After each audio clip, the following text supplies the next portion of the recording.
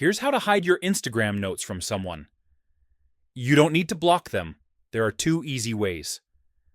Open the Instagram app. Tap the messages icon at the top. Tap your note and select Leave a new note. At the top, tap Share with Friends. Change it to Close Friends.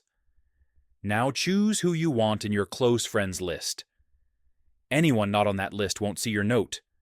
Type your note and tap Share. Another option is restricting the account. Go to the person's profile. Tap the three dots in the top right. Select Restrict.